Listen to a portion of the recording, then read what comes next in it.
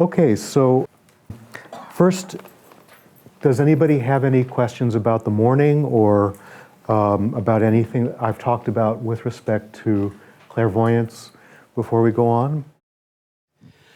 You had mentioned a couple of different definitions for clairsentience, and I would be interested in hearing what those are, please.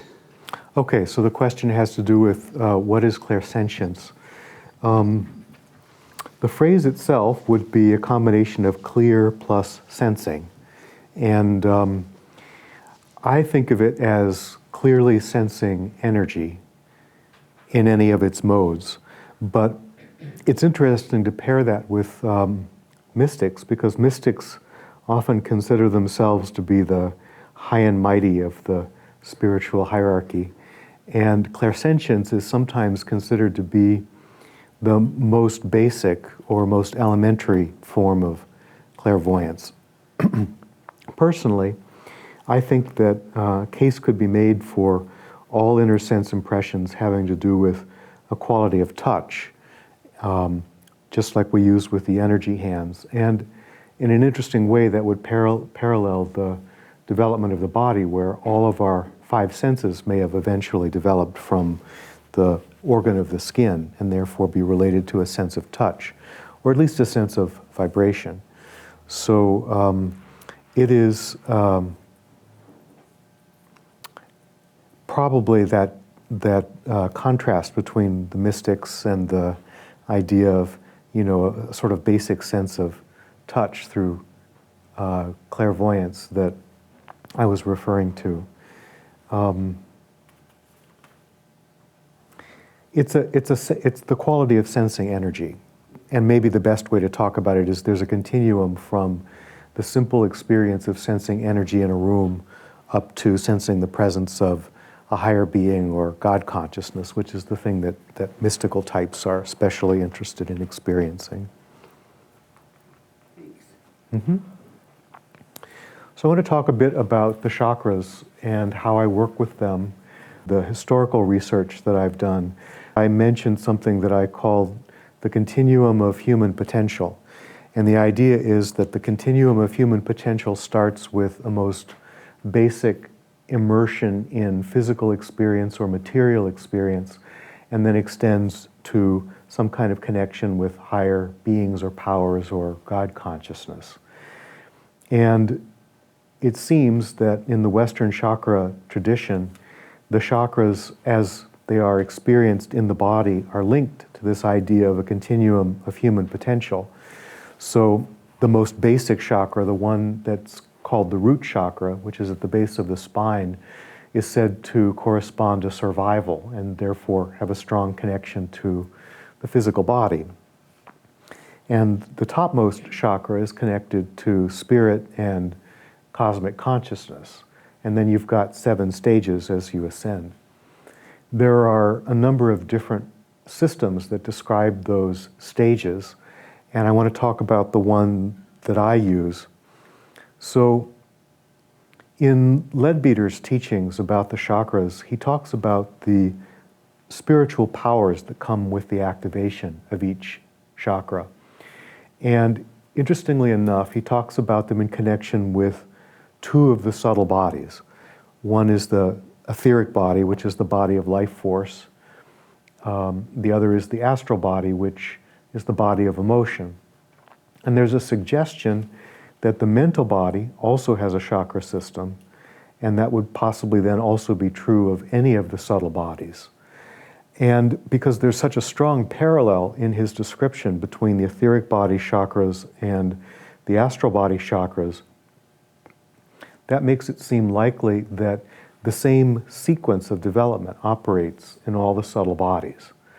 So what I've done is I've extrapolated from that with a list of how the subtle bodies develop and how it's parallel in each of the bodies and how different abilities show up at each level.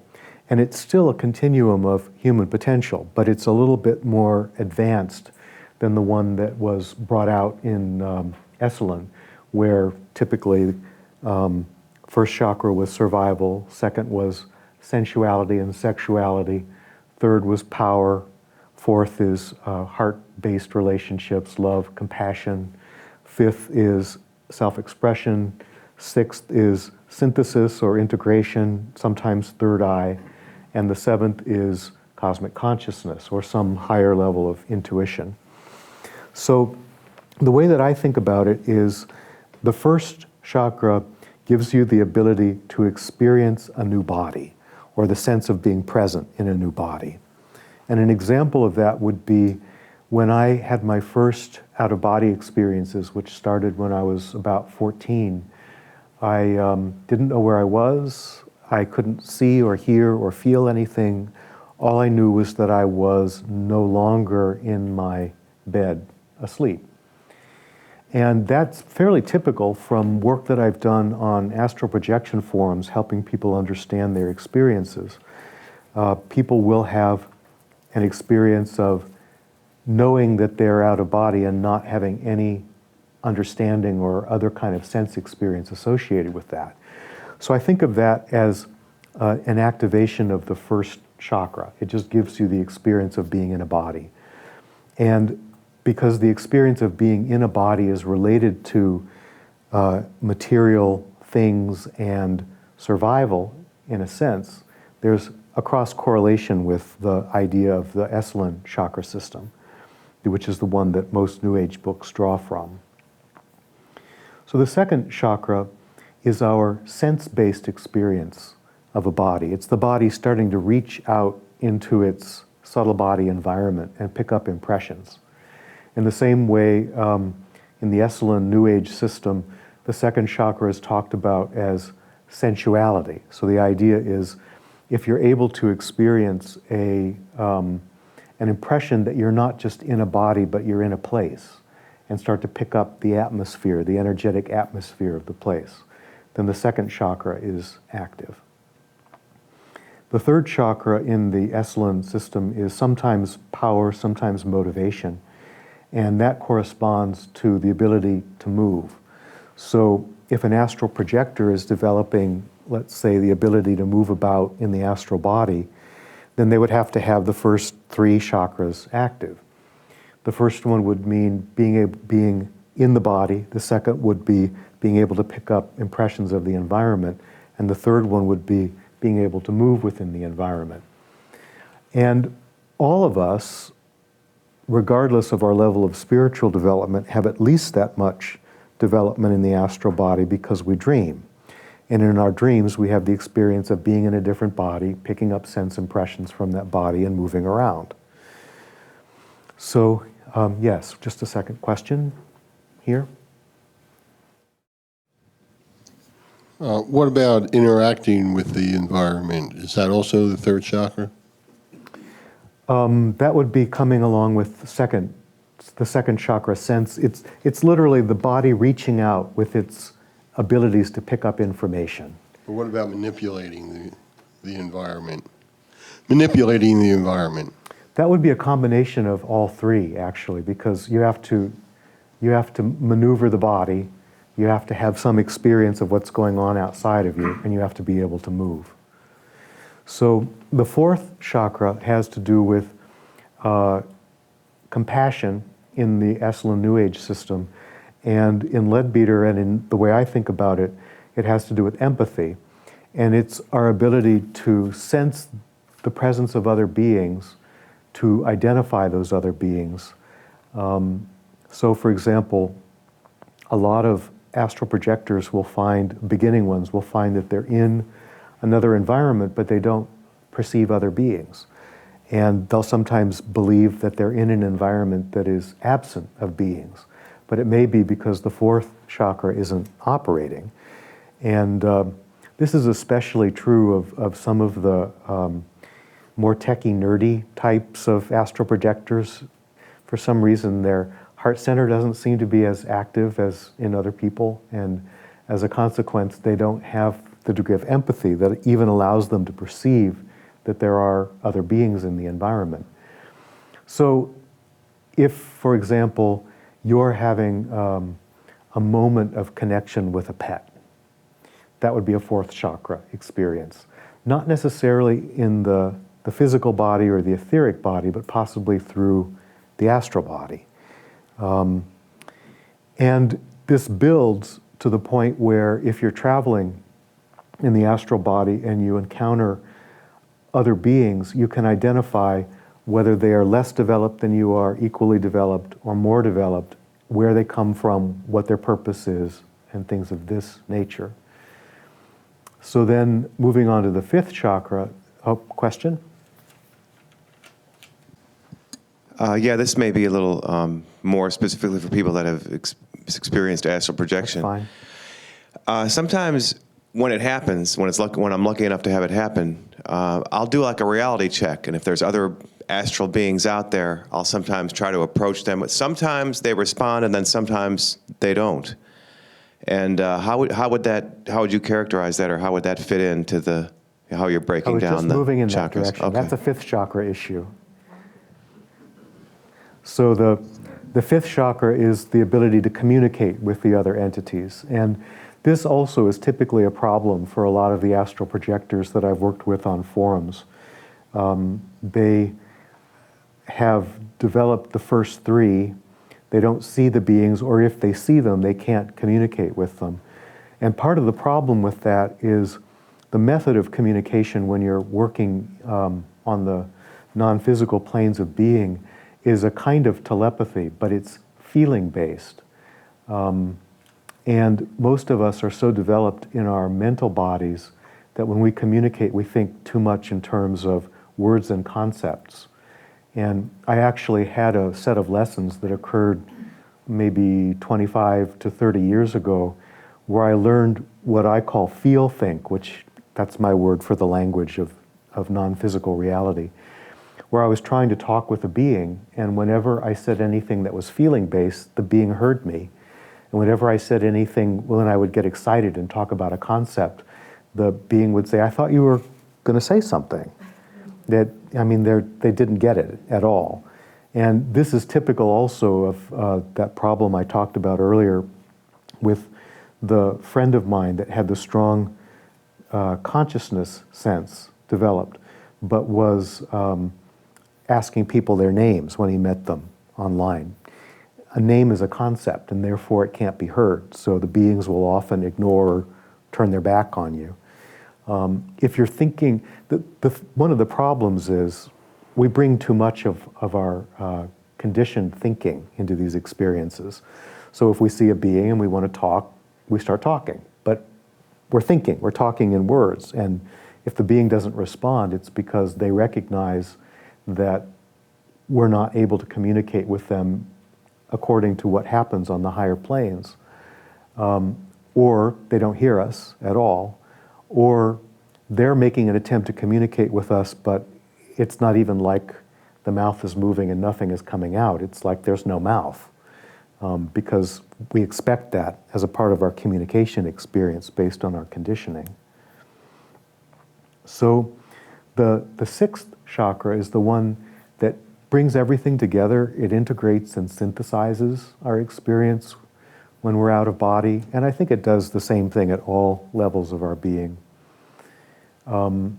It is possible to have the sixth chakra operating without the fourth and fifth, so it's not like people's development through the bodies is always from the bottom up. There can be gaps. And you can perceive things fairly accurately, except there may be no beings or you may not be able to communicate with them, which means that the fourth and the fifth chakras need some work. And then finally, the seventh chakra is a kind of disentanglement from the conceptual or perceptual biases of the plane that we're operating on. And I think of it in terms of transcendence. It allows us to transcend that plane and then begin the process of building a new body on the next higher plane to the same set of chakras, but in a more subtle environment. So I think of the chakras, therefore, as a way of talking about how our subtle bodies develop. And I believe that the template that I just gave you is the same for every subtle body. So in the etheric body, with respect to the development of our ability to be responsive to subtle elements of the physical planes, such as fairies or devas or nature spirits, we would have to have the fourth and fifth chakras of the etheric body developed in order for that experience to be available. Astral plane, lucid dreaming, astral traveling, those things come with a more fully developed astral body. It's possible to travel on the mental plane also, and beyond. And in each case, what you perceive on these planes develops from how many of the chakras are operating. Now, this is not something that I'll be teaching you how to do, but the practices of working with the chakras are pretty much the same for all the bodies. And some of my students quite spontaneously find that they're able to perceive the chakras multidimensionally, which means that through engaging with the positions that the chakras are said to be in along the central core of the body, they bring in their energy hands and they're able to experience a level that corresponds to each of the bodies. Now, it takes a fairly refined sense of discernment to be able to tell the difference between one body and another. But as you experiment with the chakras today, you may find that some of these perceptions show up. Is there a correlation between them?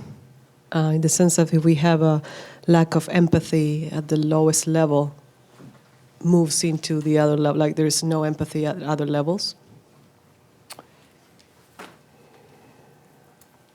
I'm going to answer that question a little indirectly, and I'll get to the specific thing after I give you the background. So there's a concept in Theosophy that doesn't get talked about very often, and it is associated with a Sanskrit word, Sutra-atman, or Sutra-atma, which means thread soul. And the idea is that the source of all being, or the logos as it's called in Theosophy, has extended a thread of its own being down into the lower planes, and this is our individuality. And we build it out and we develop it, and gradually that becomes our path back up. And what I've noticed in my classes is that the chakras and the subtle bodies all form around this thread. And so even though it's correlated with the spine in the physical body, it's actually its own kind of core flow of energy. It's talked about in some Asian healing methods talk about a core flow. And so this energetic flow is essentially our thread soul, and the chakras and the bodies form around it. Now, there can be deficiencies in any of the bodies, and there can be undeveloped chakras. There can be chakras that you developed in a past life that you haven't somehow found your way back into in the present lifetime. I've found that more advanced souls may have developed a full set of chakras up through the causal body, but they have a hard time finding support for remembering how to use that or develop that. And part of their process of growth is reclaiming that. Most of us have a fully developed astral body, but we only use the first three chakras and maybe the sixth when we're dreaming. So we have to reclaim the fourth and fifth. If there's a lack of empathy, it shows up differently in each body. So a lack of empathy in the astral body is probably what most people would consider to be a lack of empathy. In the etheric body, it would be a lack of empathy for the beings of the physical plane. So someone who has a pet but mistreats it, for example. In the astral body, it would be a lack of empathy for other beings of a similar level of development, such as other human beings. At the mental level, it would be a lack of empathy for the beings that are characteristic of that level. And in this case, it wouldn't necessarily be that we are in any way opposed to them. We just wouldn't be able to perceive them.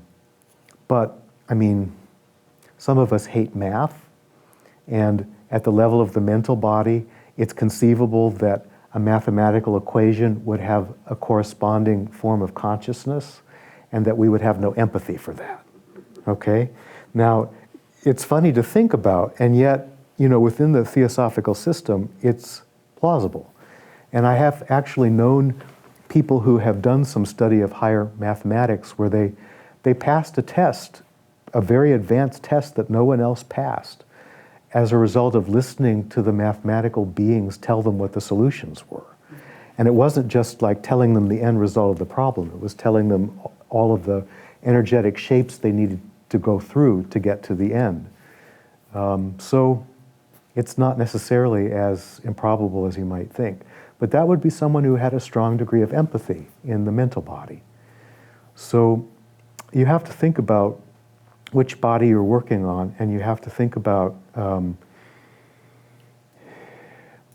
whether the chakra was developed and just needs to be redeveloped, or whether it is the leading edge of your growth. In a sense, if you're working on developing the Buddhic level of being, which corresponds with what in Theosophy is called unity consciousness, then all the lower chakras will come into alignment with that. And if there's any problem with empathy, it'll be cleared up. And it's personally my theory that this is what Madame Blavatsky was directing us to do with the first object of brotherhood, was to orient ourselves towards unity consciousness so that the Buddhic level of being would be activated and then start influencing and helping us develop in all the lower bodies. So this corresponds to the abstract theoretical information that I wanted to provide you with, and we'll do some experiential work with it in a moment. When you talk about entities, what do you mean by entities? When you talked about the fifth chakra, you talked about telepathy through Yes. other entities. Okay. The word entity simply means being, but I think if you read around in some of the New Age literature, it often refers to negative entities, which is supposedly something to be afraid of or something that's bad for you. My understanding and my experience is that everything is consciousness. At a certain level of being, it's all the source. But there are many different levels of evolution and many different pathways back to the source. And so you can have human beings, they're entities, for example. You can also have non-human beings that are evolving. Nature spirits, devas, angels are what are talked about in the Theosophical tradition as being entities. And anything that we think about that creates what in Theosophy is called a thought form, that thought form is ensouled by an entity that holds it together. It's a very primitive entity. For example, if you are thinking loving thoughts of support and help and growth for someone, and you're praying in that person's direction, or you're constantly embracing them in your thoughts, prayers, and meditations, a thought form will form itself that contains all of that. And a being, a lower level nature spirit type being, will ensoul that and will be the carrier of that to the other person. And sometimes these are perceived, sometimes not, but it's an entity, but a fairly primitive one. So did that answer your question? There are so many different kinds and qualities of entities that, it would be impossible to list them. You can only really talk about basic principles. But when the fourth chakra is active in any of the bodies, you can start perceiving the entities that are characteristic of that level of being. And when the fifth chakra is developed, you can start communicating with them. I'm wondering if access to these entities or these feelings has to be developed, or if it's something that is some people have subconsciously, and whether they want it or not. And if that person has that ability to pick up on things, whether they want it or not, if developing the chakras and learning how to work within them will help this person use this ability in a positive way. In other words, I'm saying, is it possible for a person to have certain abilities subconsciously, whether they want them or not? And if so, how do you kind of control that? Yep. So in the morning, I was talking about how inner sensibilities show up according to 3 different possible ways. You can be receptive to energy or information or consciousness. So what you're talking about is someone who has the receptivity to consciousness, which means a person who is very aware of and responsive to the existence of other beings. For example, people who've passed on, which would be, in Theosophy, each of the bodies has a kind of vision associated with it. And there are people who are gifted with or who can develop this vision. So you can have etheric body vision, which allows you to perceive nature spirits, fairies, and so on. You can have astral body vision, which would include being able to see people who've passed on, and then it goes on into the higher bodies. So the challenge for people who have these natural sensitivities is they can't turn it off. They often feel overwhelmed or burdened by the information. And they're often even afraid that if they do turn it off, it'll be turned off forever. So there's kind of an ambivalent feeling around that. In the work that I've done in my classes, the idea is to create some protections in the energy bodies, because you can take the outer membrane, so to speak, of the energy body and make it less receptive to negative influences or unwanted energy. And that can screen out some of the scary or heavy things that can come through from the astral plane. Some of those techniques are talked about in my book, The Multidimensional Human, which is, you can take a look at it when we're finished. So did that answer your question? Okay, good. Maybe this will come up. Maybe it already has, and you can redirect me. So, like physical pain, like in my world, I work with people in pain, and if it's not your typical painful symptom, is there a connection, or is there a way to work with that as far as pain goes? Yes. Okay. So this is an important point before we start working on the chakras.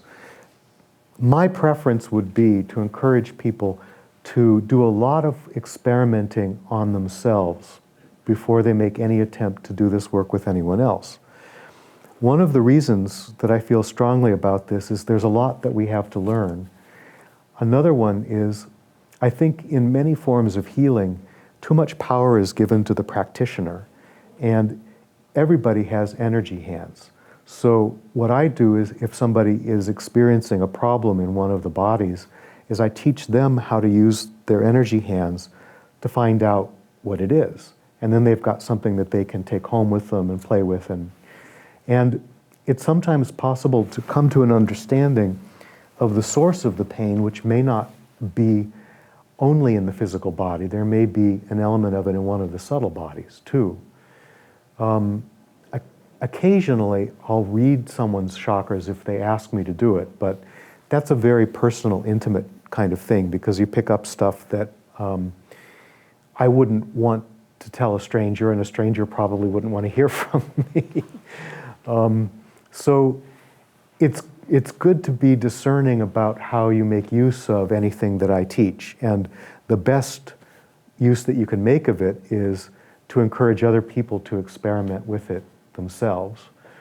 However, there's often a certain amount of unwanted energy in someone's energy field associated with the pain, and that idea of flushing it out with the energy hands can be very helpful.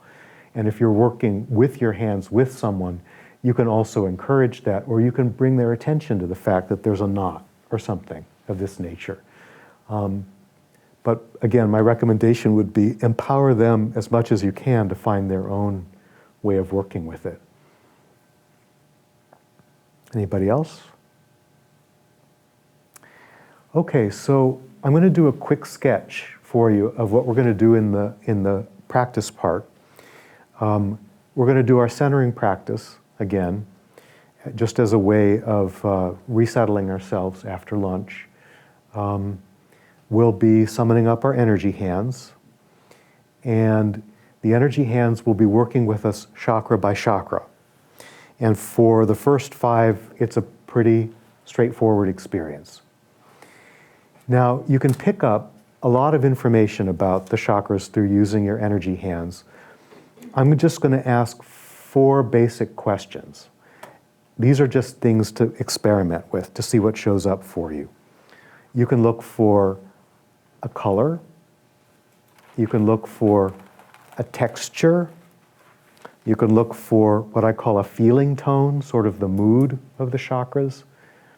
And you can look for how, if at all, there is energy moving through the chakras.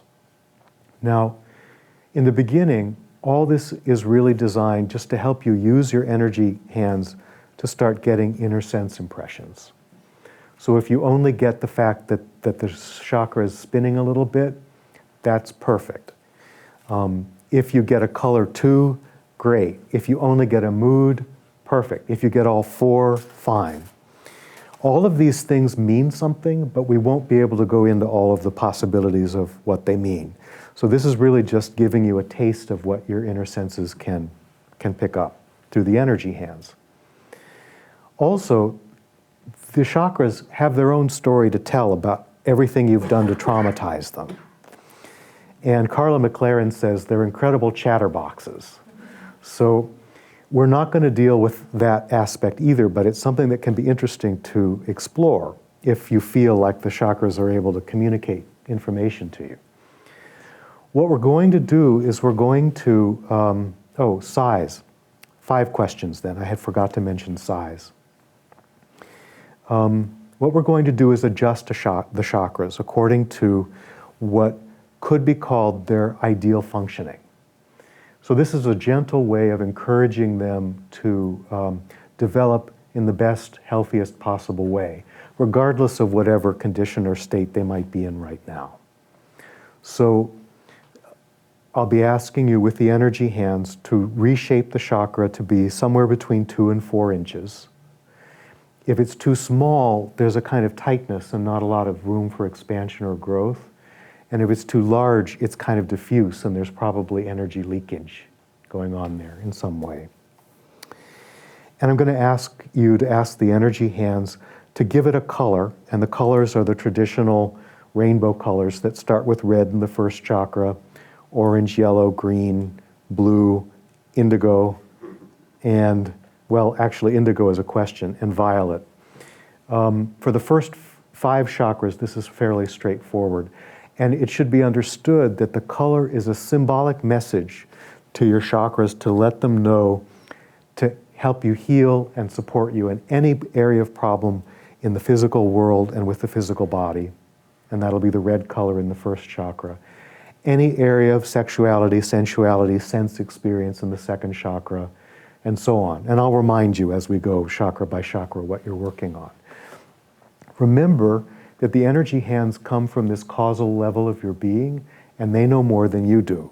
All you're doing is you're requesting of the energy hands that they change the shape and change the color. And then that they just give it a stir. Now, there are tons of books written about whether the chakra should be clockwise or counterclockwise or pulsing or, a whole bunch of different things. What I've learned is any form of movement is fine. Again, it probably means something, but you don't really need to concern yourself with it. If there's a little bit of movement in it, then you know that there's some energy flowing. Now, this is another important point that I need to make. What I'm teaching has nothing to do with Kundalini energy. All of the chakras are constantly circulating vitality through all the bodies all the time. And if you read literature on yoga and Kundalini activation and breaking through the knots and chakras in the body to achieve enlightenment, it not only sounds like and seems like a fairly violent process, but can often be experienced as destructive. And people have had any number of negative physical experiences from constant feelings of burning sensations or itching and so on throughout the body or in the spine. But it can also lead to big dislocations in your relationships with other people and even symptoms that mirror or actually are psychotic in nature. And so we don't go there. This has nothing to do with any of that. I personally question whether the experience of Kundalini is useful for spiritual growth and development. I think it's dramatic. And I think for people that need some kind of drama to help them feel like they're liberating themselves, the system of all the bodies can organize itself to support that, including wherever there are blockages. And if there are blockages, your energy hands can help you gently remove them. You don't have to have some kind of violent, destructive breaking through. There are also many teachings about the order of development of the chakras, and it's important to keep these in mind too. Some start from the bottom and go up. That's considered to be the hardest and most potentially dangerous. The ones that are considered safest are the ones that start from the top and go down. We're going to start from the bottom and go up, but again, this has nothing to do with Kundalini. The idea is if you're practicing brotherhood, if you're constantly living from unity consciousness, you really are starting from the top down, and everything that goes on, especially if you're using these energy hands that come from the causal body, is going to be affected from there. And there's nothing violent about it. If you're not ready for something, it just doesn't show up. There's another one that starts in the heart center and builds its way up and then goes down. That's considered to be a fairly safe method too. I think probably that's all I'll say about Kundalini unless people have any questions about it. I'm preferring to leave it aside because I don't believe it has anything to do with what we're practicing today. Okay? I think I will say just one more thing about it. I have had a Kundalini experience, and it wasn't, I guess it might be called a Kundalini spark. It wasn't a full-fledged thing. And it might be useful for me to describe it just so that people understand that I know something about, what I'm talking about when I refer to it. It's true that these experiences can develop from sexuality. This happened in conjunction with a partner. We were making an experiment, which was interesting because it was all about restraint. And the restraint was, what happens when you're kissing somebody and there's no escalation and the only thing that you're doing is being present with the other person through the touch of the lips? Well, what happened for me was, after, 10 minutes maybe of having this experience, time disappeared, space disappeared. There was a flash of light in my brain that surprised me enormously. And it felt like there was this sort of gently spinning galaxy going on in my brain.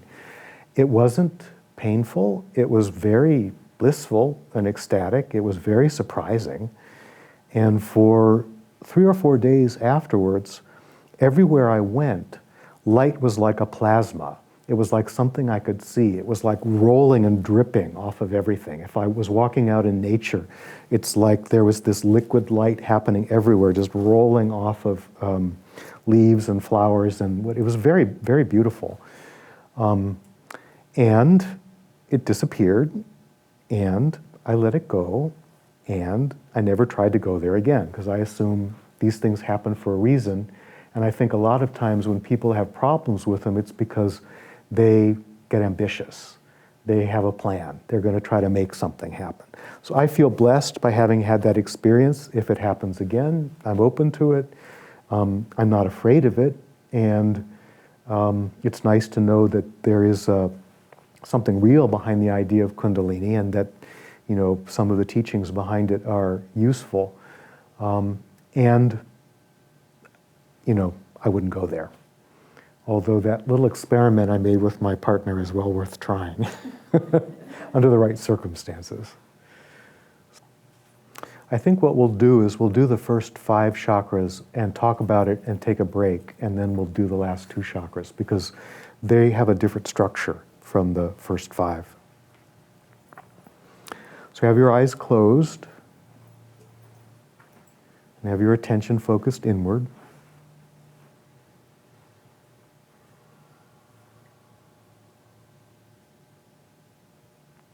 couple of deep breaths to help you transition into a meditative state.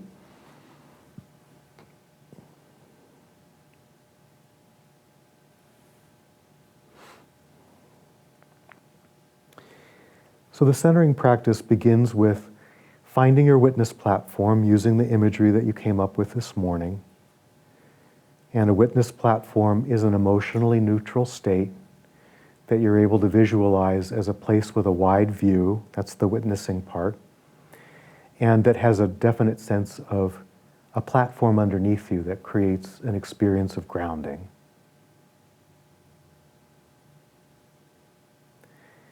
See yourself on your witness platform. It can be a real place, it can be an imaginary place. Again, if you've already got imagery, use the imagery you're familiar with.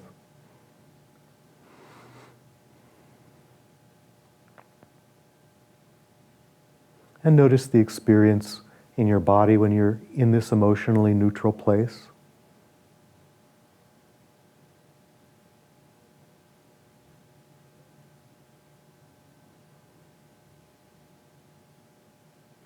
And notice the feeling of the energy in the room when you're surrounded by people who are also in this emotionally neutral place on the witness platform.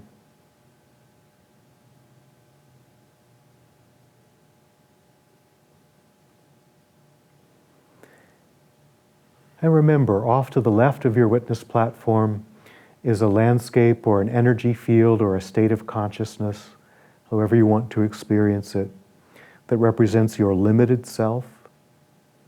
Every heavy thing, every disappointment, every frustration, every unresolved issue going back to childhood is over there somehow. You've got an image that helps you perceive this limited self. Reach out from your witness platform and make contact with that limited self, just as if you were reaching out your toes to test the temperature of water.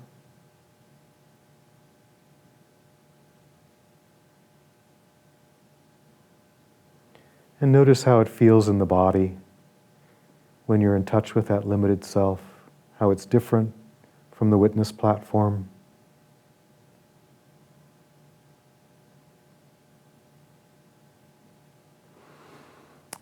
And then notice how the energy in the room also feels different.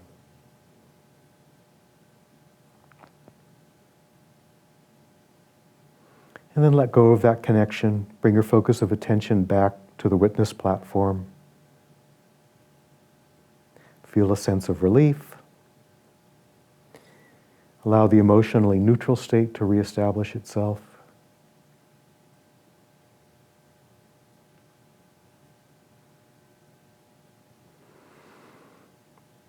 And then remember, off to the right of your witness platform is your unlimited self, which you can also experience as a landscape or an energy field or a state of consciousness. Reach out and make contact with your unlimited self in the same way.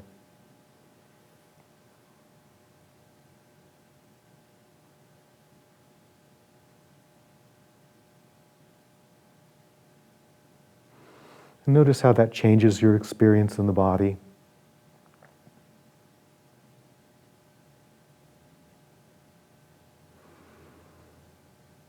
Notice how it changes your experience of the energy in the room.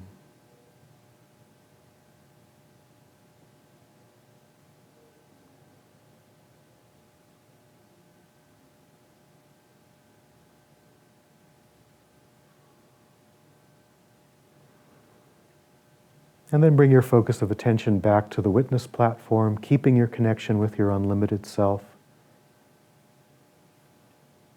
And just notice that you feel clearer, more focused.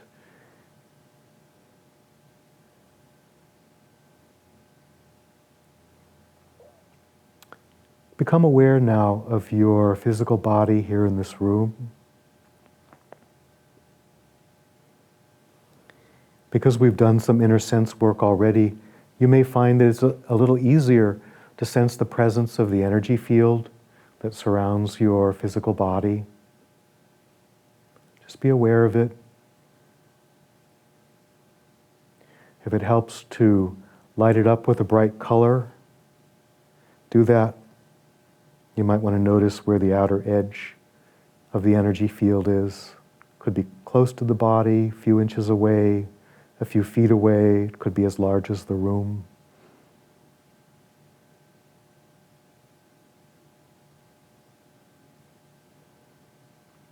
And then request the presence of your energy hands.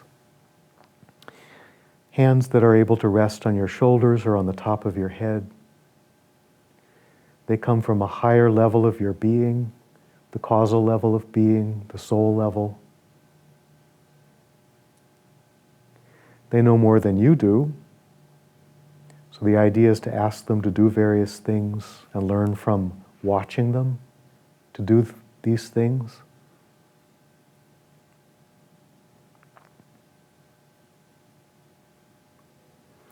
And remember, when I tell you or ask you to do anything with the chakras, what is meant is asking your energy hands to do them. Constantly remind yourself to work with the energy hands. So ask your energy hands to go to the area of the first chakra at the base of the spine in the core of the body. And through the touch of the energy hands, it may be possible for you to answer these questions through your inner sense impressions. What's the mood or feeling tone of that chakra? Is it happy? Is it unhappy? Is it vibrant? Is it dead or somehow not as active as it could be? Fatigued maybe?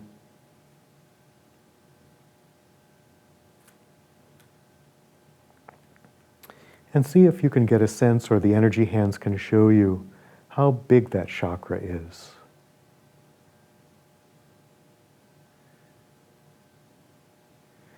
And maybe also what shape it's in. Is it a sphere? Is it one-dimensional, two-dimensional, three-dimensional? Does it have protuberances? There are all kinds of things that you can pick up. It could show stress by being squeezed, for example.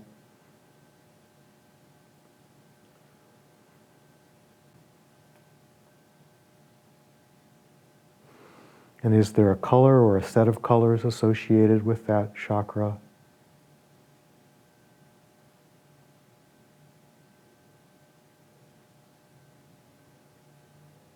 Is the energy moving in any way?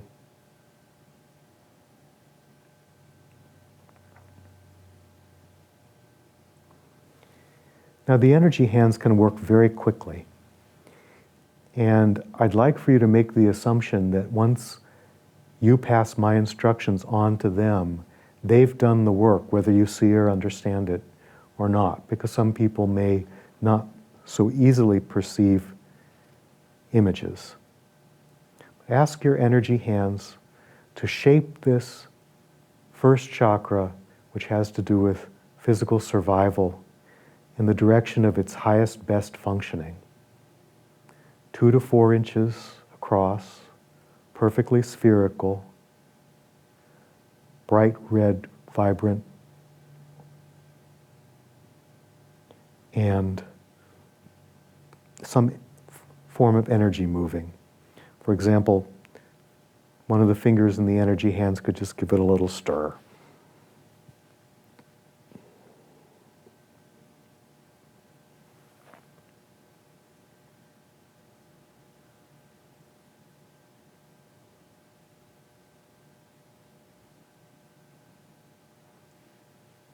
We're going to move fairly quickly.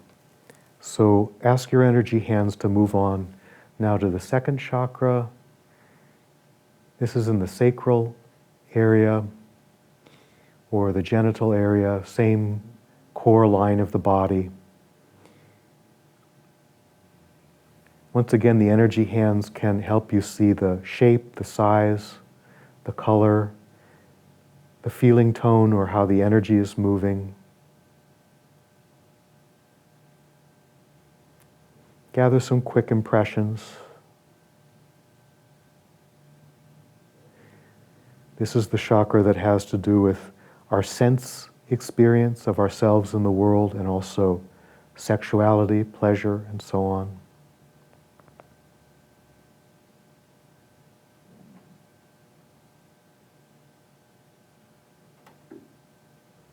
And ask the energy hands to reshape the chakra, give it a spherical shape, resize it 2 to 4 inches across, give it a bright orange, glowing orange color.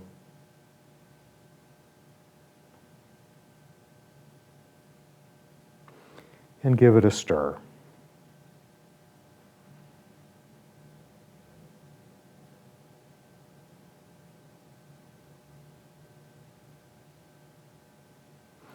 And if it helps, you can also use images like a fruit, for example, an apple in the first chakra, bright red, an orange in the second chakra.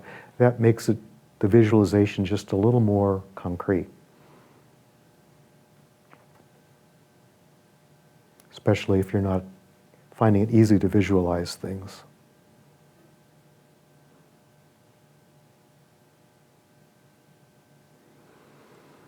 And then moving up to the third chakra. This is in the solar plexus, which is below the windpipe, below the rib cage, above the navel, again in the center of the body.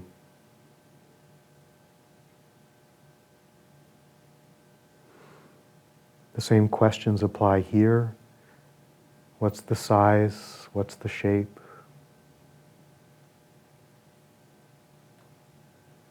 What colors are associated with it?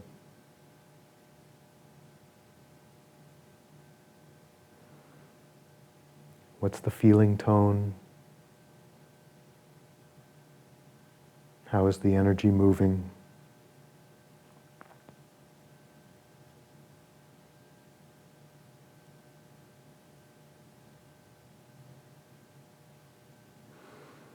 And let's reshape that chakra now, 2 to 4 inches. Remember, the energy hands are doing the work for you.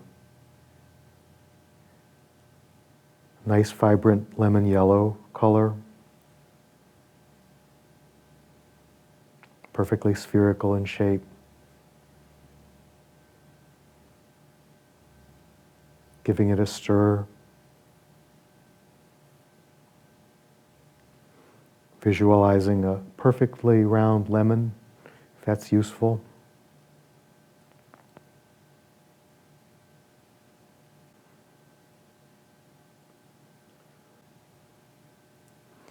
And this is the level that has to do with willpower, motivation, our ability to create our experience.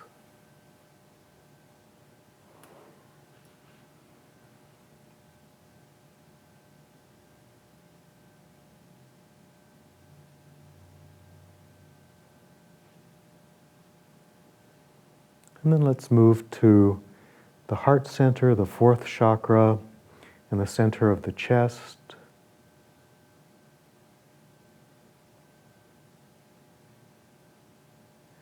Once again, feeling tone, how's the energy moving,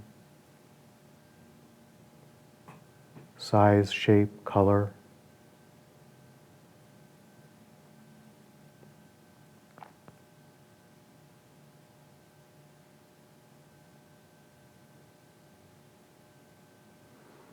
And ask the energy hands to reshape and resize it, perfectly spherical, 2 to 4 inches across.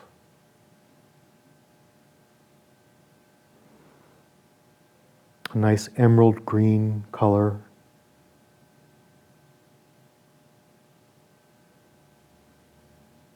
Ask them to give it a stir.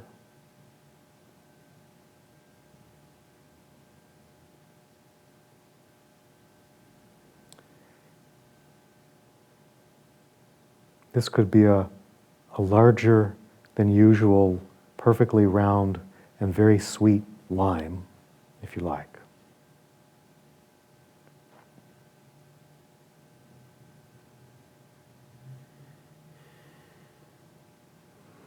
And it's the level of love, compassion, relationships, empathy.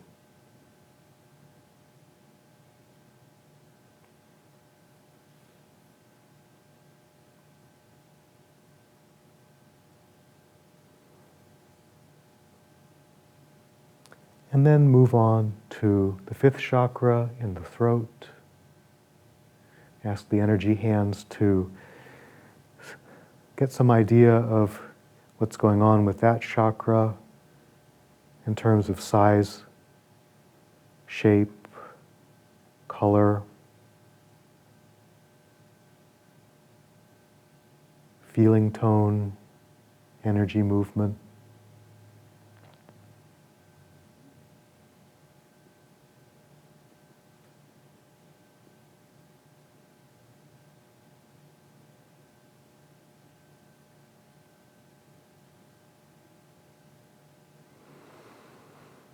And then ask the energy hands to shape it towards the highest realization of its function, which has to do with self-expression, communication, creativity. 2 to 4 inches across, perfectly spherical, maybe a sky blue color. There's not really a fruit of that color, unfortunately.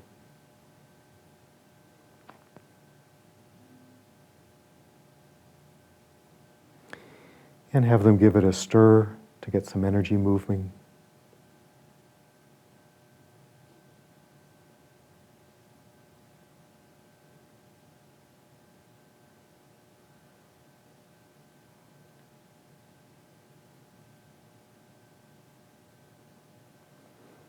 Then ask the energy hands to return to your shoulders or the top of your head. We're just going to park them there for a little while we talk a little bit about our experience. So feel free to open your eyes when you're ready.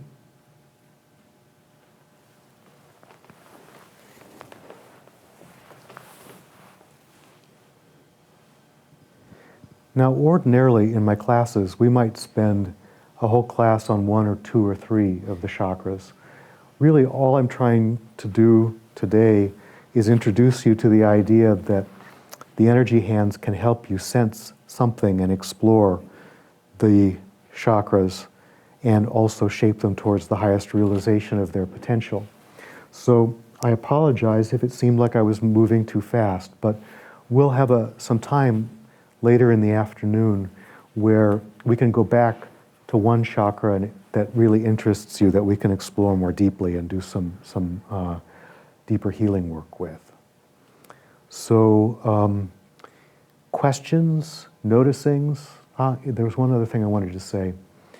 Going back to the centering practice, I mentioned when I asked you to reach out to the limited self, to look for it as an image or as an energy field or as a state of consciousness. That's one of the ways that I try to encourage people to develop their inner senses along all 3 lines. So an image is the clairvoyant information, an energy field is more energy per se, a state of consciousness is more like a being or the consciousness element. It's good to invite yourself to have experiences along all 3 of those lines. So, anybody have something to share? Okay.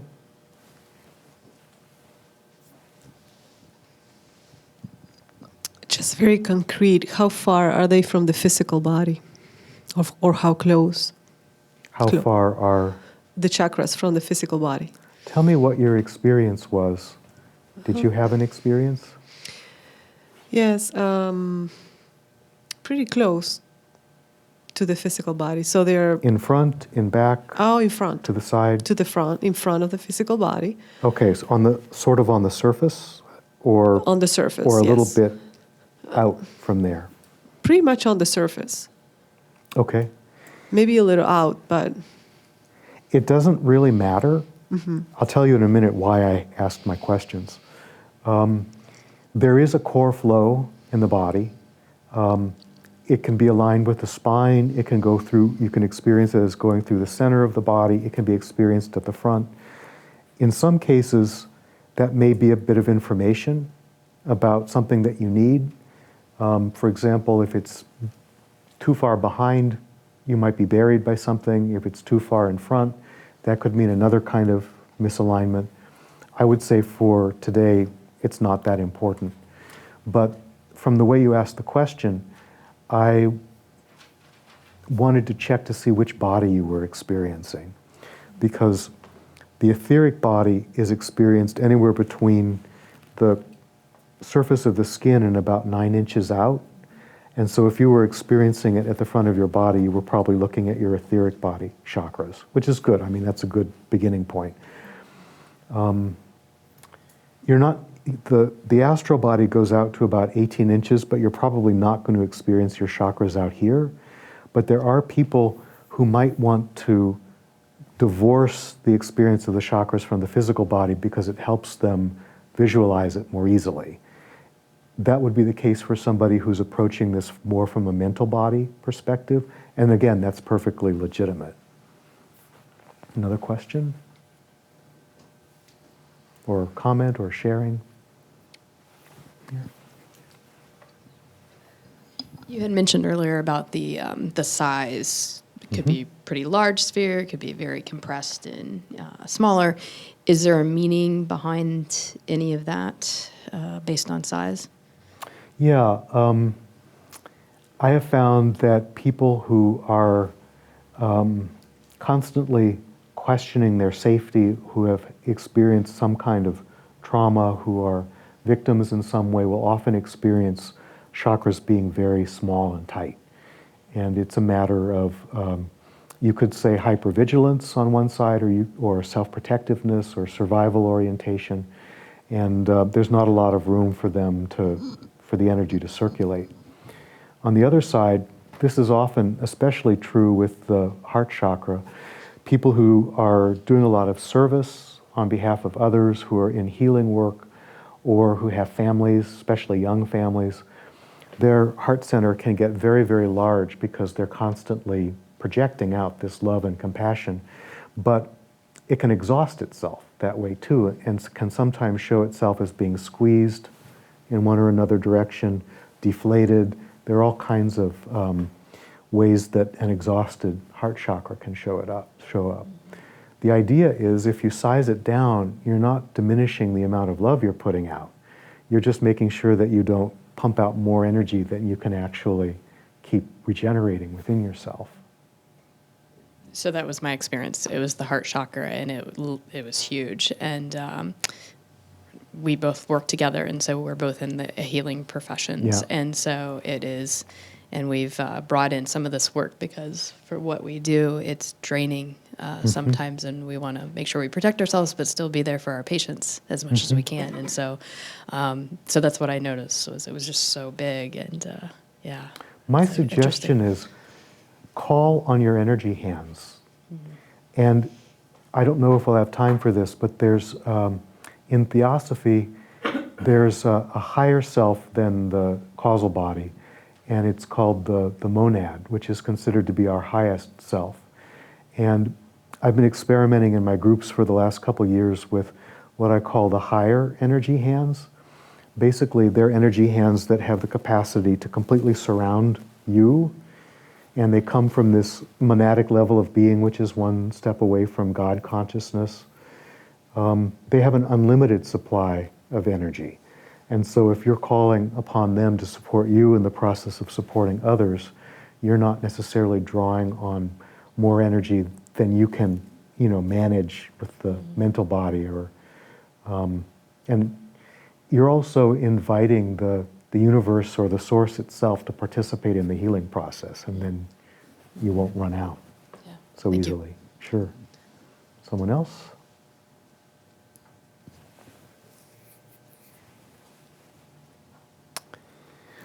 So shall we go on to the sixth and seventh chakras? Yeah. By the way, any breakdown in the technique or any lack of awareness or any place that anybody gets stuck, I may have an intervention that's developed from the 15 years that I've been teaching things like this. So I know that it can be challenging to speak up in a group about what looks like a deficit, but if you think about it as a contribution to the knowledge base of the whole group, then it can actually be useful, especially because, as I mentioned at the beginning, people have different ways of interpreting inner sense material, and sometimes the problem is conceptualizing. So, but then also what's going on in the chakras is often private information, so it's perfectly fine if you want to stay quiet about it. Question here?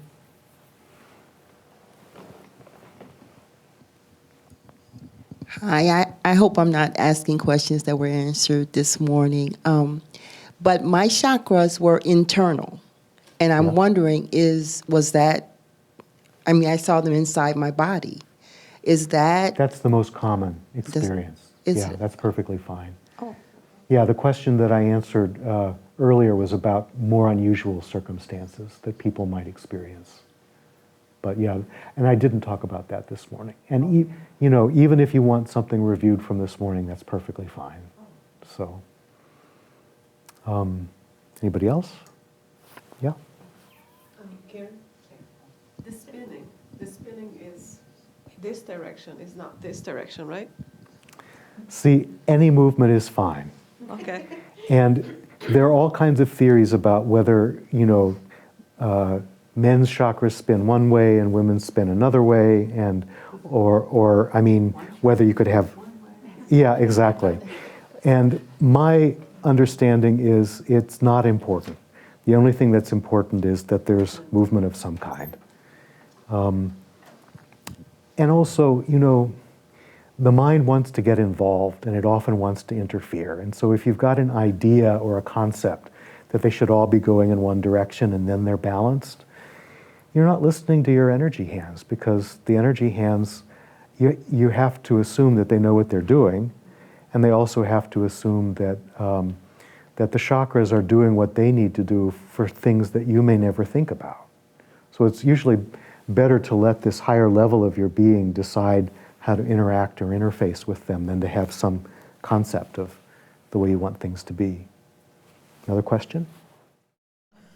Okay, this just kind of came up in my head. It wasn't my experience, but I've had questions about this before.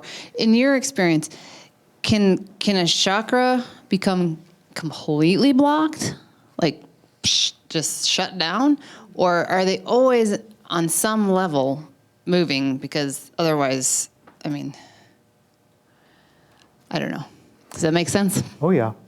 That book by Carla McLaren, Your Aura and Your Chakras, is so well thought out. And she is someone who started her work with people who were severely traumatized, victims of various kinds, people with addictions and so on. And she's gone on from the chakras to do other work around what she calls developing empathy, not so much in the sense that we think of it maybe in the New Age, but more that it's an actual ability of the mind-brain-body system. But this early book of hers, she talks about how sometimes the chakras go offline because they need a rest. And it's perfectly natural. If you're doing a check on your chakras and one of them is blank or empty or not there, it's gone on vacation for a while. And it's not a bad thing. It comes back at some point. It's not something that you need to or should interfere with. So there are so many books about the chakras, and that one is absolutely the most sensible, hands-on, and I think empowering to work with of all the ones that I know of. Could you give us Yes. the title and the author again? Your Aura and Your Chakras, and it's by Carla with a K, McLaren, McLarin. And not to cause a stampede, but the bookstore has one copy in the used book section of the energy healing. We can order some more. Okay, so go ahead. So my chakras were pulsing instead of rotating. Okay.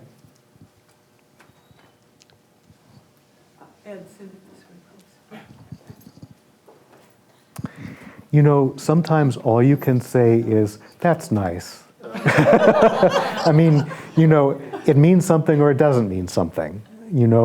Oftentimes we have to learn because the way that that we interface with these energetic systems has to be personalized by our experience, whatever our family and social conditioning might be, the symbol sets that we are brought up with or that we eventually develop.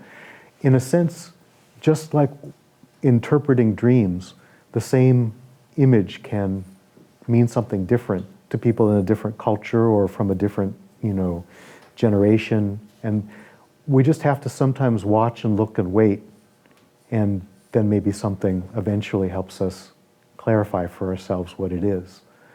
That's one of the reasons why it's useful to assume that when we're sizing and shaping and changing them in the way we are with the energy hands, that no matter what's going on, no matter whether we understand it or not, we're shaping that chakra in the direction of its best, highest functioning.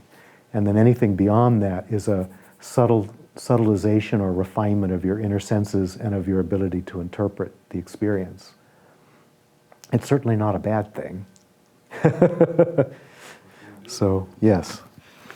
So this is the first time I've ever done this kind of exercise, so I'm glad to hear that what's going on with my chakras right now is probably, it might be related to current circumstances and that they're not always as suboptimal as some of them seem to be at the moment. But I would be interested in hearing what you said you might have some, I don't know, pointers or things to talk about on how What to I have deal in with mind this is after we've done the 6th and 7th chakras and taken a break, we'll come back and we'll go much, much more deeply into a chakra of your choice. So if one of them sort of shouted out to you that it needed attention or had some very unusual circumstance around it, we'll explore that more deeply. Now, it's true that we've shaped it in the direction of its highest potential. That doesn't mean that we've quote-unquote healed it. There may be issues of some kind that it'll still want to talk to you about. And that'll be possibly an opportune time. And because everybody will possibly be working on a different chakra, it's a much speedier way of developing a kind of knowledge bank by drawing on the group as people talk about the different experiences. So probably what I'll do is I'll ask if anybody worked on the first chakra, and then if they're willing to share, we'll talk about that, and on we'll go. So anything else before we take a look at the 6th and 7th?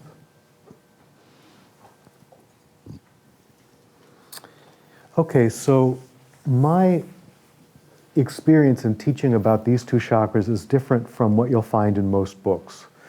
And one of the things that I've learned is that if you treat your 6th chakra as the same as the others and try to get it, perfectly spherical and indigo and so on, you're not really helping it realize its highest potential. If it shows itself as a closed sphere, that probably means that the possibilities of your third eye or intuition are not operating. So what I encourage people to visualize is a flower. And it's a flower that is opening out, and it should be a large petaled flower. So for example, an hibiscus flower. But any petaled flower will do. It can be small or large.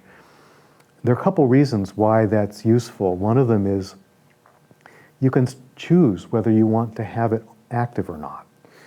If it's closed like a bud, then you've turned your intuition off. And this can be helpful for people if they're overwhelmed by inner sense impressions. If you want to open it and it's an hibiscus and you have it as wide as you possibly can, it's receiving information, something like a radio telescope. And it should be organic, because if it's hard, like a literal radio telescope, then there's a certain amount of willfulness going on about gathering intuitive information. And for me, the softness of the flower is like a protection against that kind of willfulness, so that you're only drawing in what's useful and what you're ready for. And sometimes we get rigid in our thinking, and that can show up also in the 6th chakra. So you can conceive of the chakras up to the sixth as being like a vine with a fruit on the vine at each of the different stages of the chakras and this flower at the top. And again, the idea of using fruits and flowers and a vine is a kind of reminder to let your experience of the chakras grow organically rather than be willful and pushing and hard about it. And then the seventh chakra is a completely independent structure.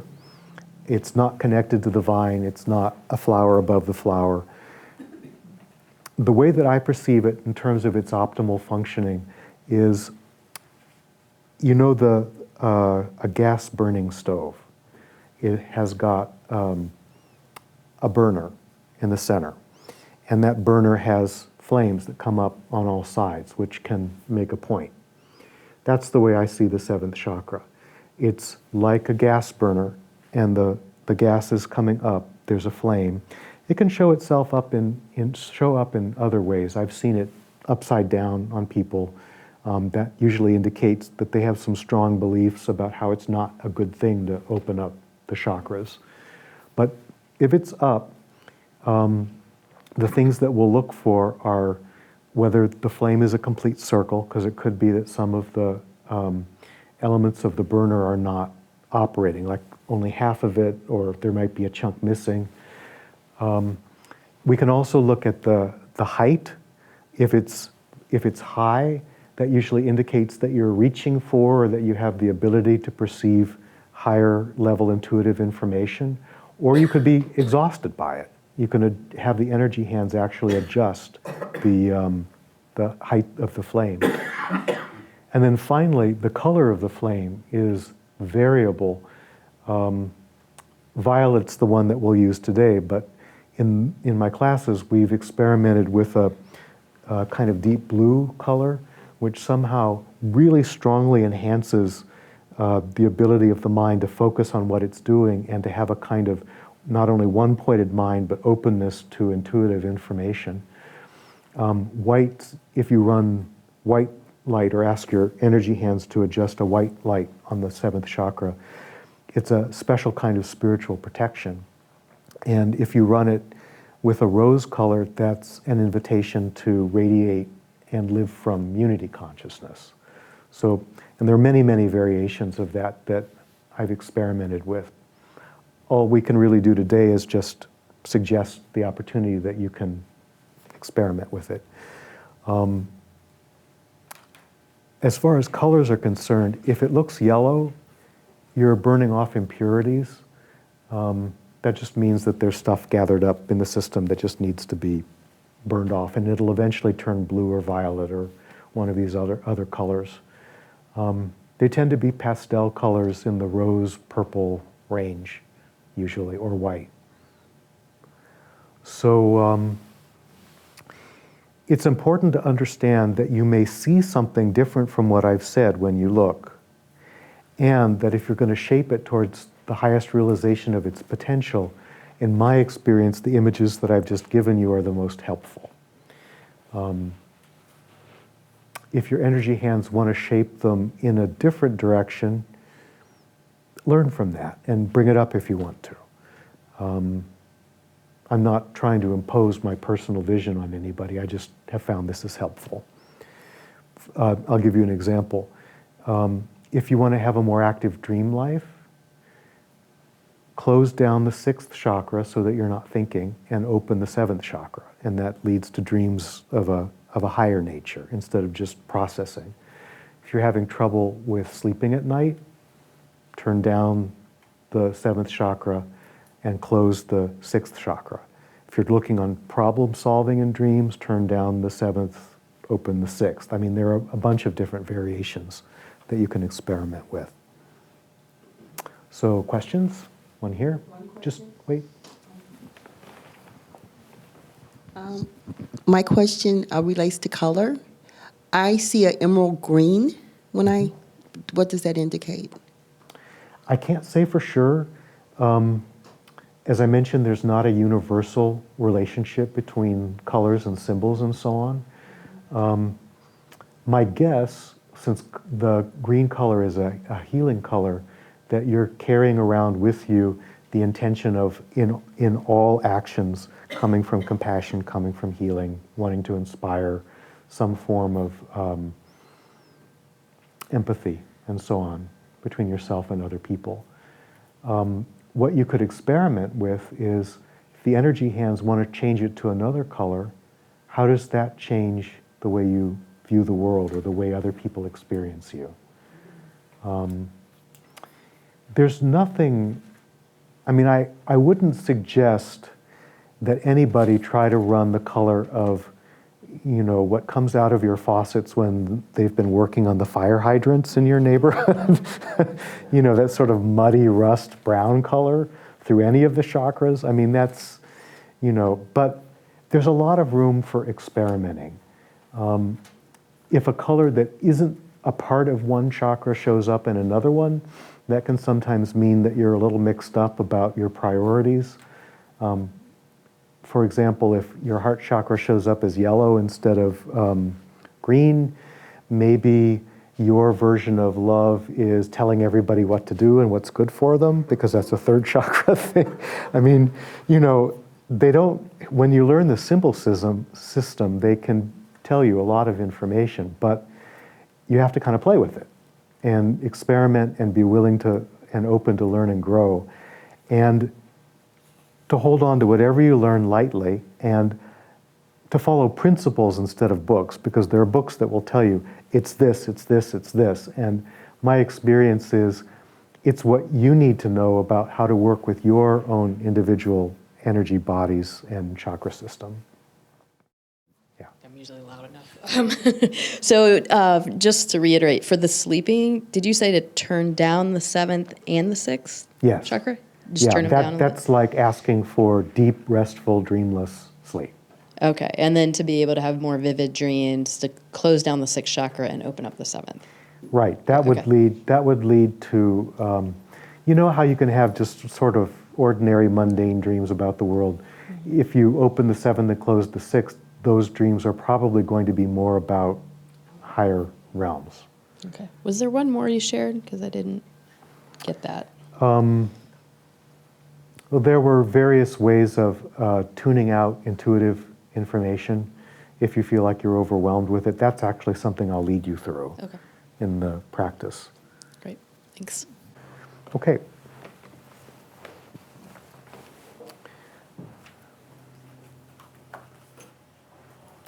So once again, close your eyes, have your attention focused inward. Take a couple deep breaths.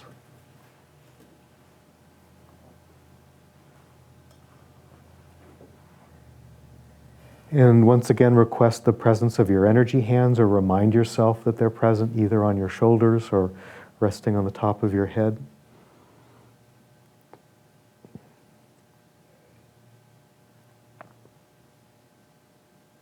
If you like, before we go on, you can make the experiment of requesting the higher energy hands. If it feels too intense, just let it go. But the higher energy hands coming from the monadic level of being, one step away from God consciousness. Well, feel how the energy of the room shifted right away. Feel that these higher energy hands are completely surrounding you, supporting you, embracing you, cupping or cradling you.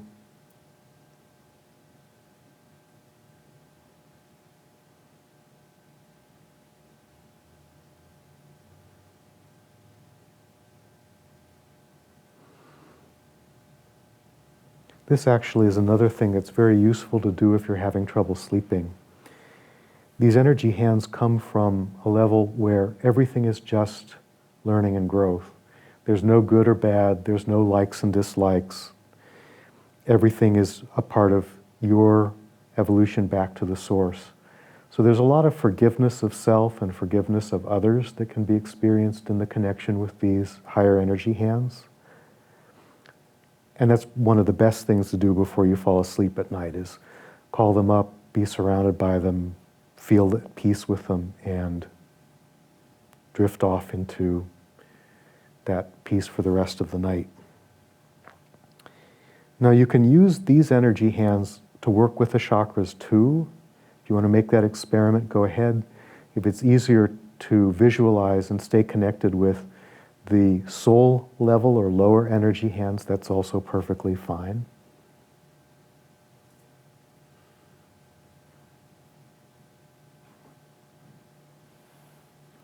So bring your attention now to the area just at the point a little above where the brows come together, above the root of the nose, the area where the third eye is said to be. Or you might find that your sixth chakra is more in the center of the body. Be aware of the other chakras, be aware of the vine that connects them. And just take a moment to probe that area with your energy hands. Is there a color? Is there a size or a shape? Is there a feeling tone? Is energy moving?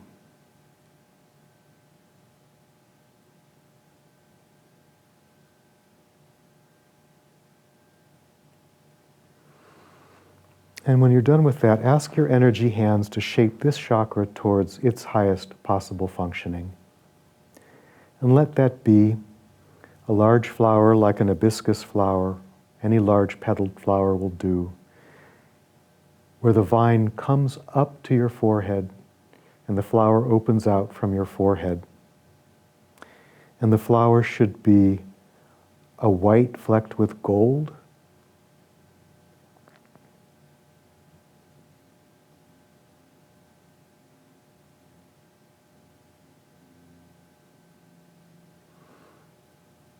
And ask the energy hands, there's no stirring around with this one like with the other chakras.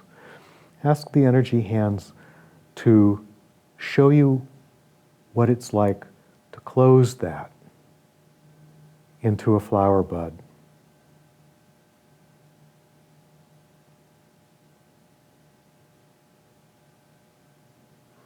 Notice how that feels, notice what shifts in your awareness.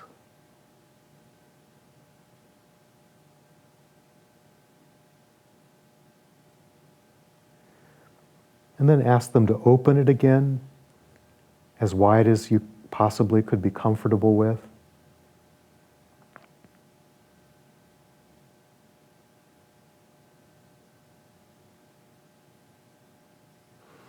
And notice how that's different from the closed state.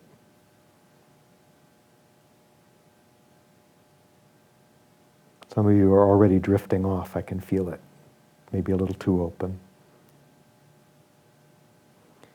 And then ask the energy hands to adjust it to just right, whatever size that might be.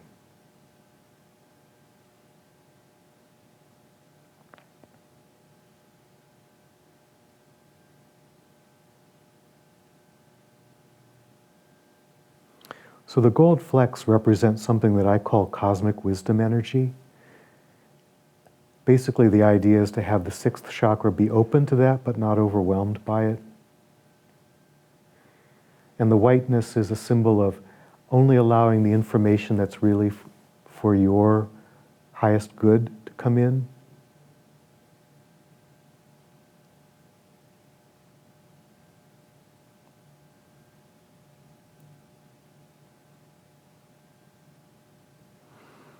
So, might be a good idea for us to stop and talk about anything you noticed with this one before we go on to the seventh chakra, because again, it's a different system.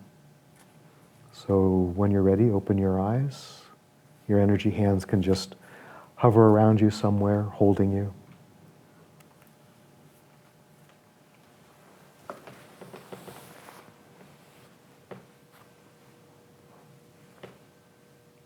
Anybody have anything they want to check in about or share about the higher energy hands? Or okay, just a second.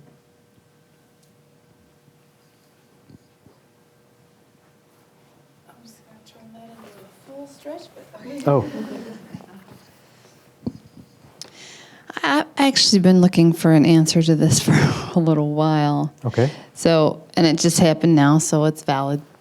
But seems like when I ever I'm focusing on that, and I say connecting to source energy, I get a pain in my head.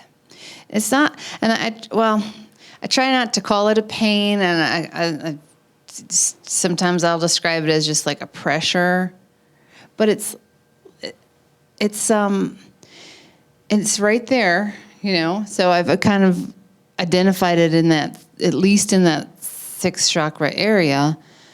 So I was interested when we were doing the flower to see, and when I closed it, like it got a little more intense. The pain did. Yeah. Mm-hmm.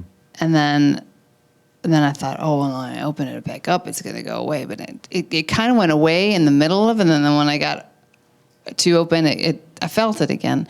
And I just can't figure out. I've been trying so hard to figure out where it's coming from. And it starts sometimes when I just when you say, okay, start taking the breaths, the deep breaths, when I meditate or when I work with I do Reiki. So when I work with that energy, it just almost always feel it. I don't know if it's a bad thing. I don't know if it's a good thing. I just don't know what to think of it. I wonder what you're... I'm going to suggest that we explore that in the phase when we're working on a particular chakra. So remember, I said each of us would choose a chakra. Mm-hmm. And before I say anything about it, ask your energy hands to gather as much information about it as you can. Okay. And then let me know what you found, and then we can talk about it a bit. The thing is, I shouldn't be taken as an authority when I'm interpreting someone else's experience. I can only offer speculation. Sure. But if you gather some more information, I may be able to speculate more in the direction of something useful for you. Because I can think of a number of possible things, but I don't have enough information to know which one it would be. And it seems to me to be a pretty important thing to look into. Mm-hmm. So we'll work on that. Okay. Somebody else?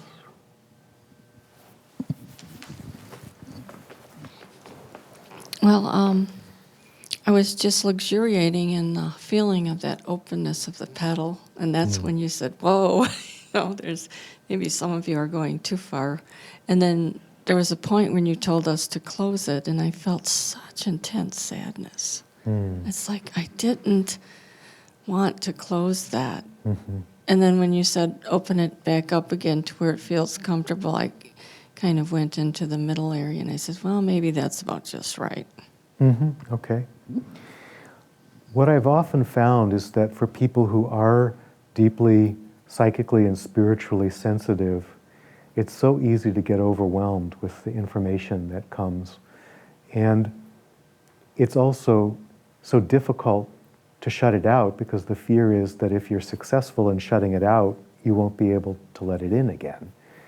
And people often will feel a sense of relief about recognizing that this is something that you have some control over.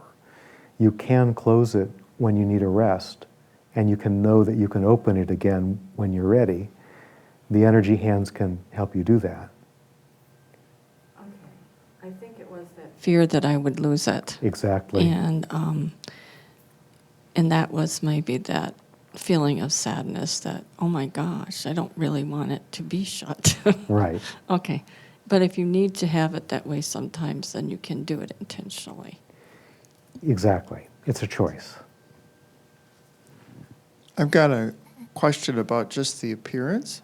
Yes. I was surprised that that chakra took the appearance of a lily. And I thought, well, this can't be, and it never did change. When I closed it and opened it up again, and it didn't appear to spin, it was really pretty. And instead of flecks, I got streaks of gold through it, but it never moved, and it glowed instead. I mean, it's a little It doesn't puzzling. have to move. Okay. Glowing is good enough to let you know that there's some energy flowing through it. I like the hibiscus flower because it's big. And a lily is just as good. And in fact, in some respects, that's a little closer to what Leadbeater saw in his impressions. I mean, he called them lotuses, but the idea was that they were vortices and that they had a kind of funnel effect. And so as a funnel, supposedly they allow you to draw energy in and circulate it. So I think that's a perfectly valid image. You mentioned the word vortices. Yes. For about 3 months last year, I was just really hell-bent on trying to read everything I could about vortices and mathematical flow dynamics and everything possible to be known. And there's not a lot other than basic elementary fluid dynamics stuff. Once you get into what's going on in a vortex, things become so incredibly complicated. The math gets really hard, you might say. Just wondered if you had any comments, or if you've run across any. I hadn't found anything other than perhaps Leadbeater's comment and other folks that say, well, they're like vortices. But like in a fluid, a vortex is usually observed on the surface of the fluid, and it takes place in an area like in your bathtub drain.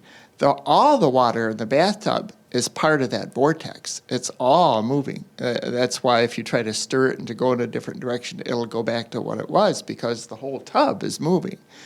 And the fluid comes from somewhere and goes somewhere. It doesn't just poof and disappear. It's a product of the vortex be the visual experience of what's actually happening, is that stuff is moving from somewhere and generating a lot of energy at that point of where everything is taking place.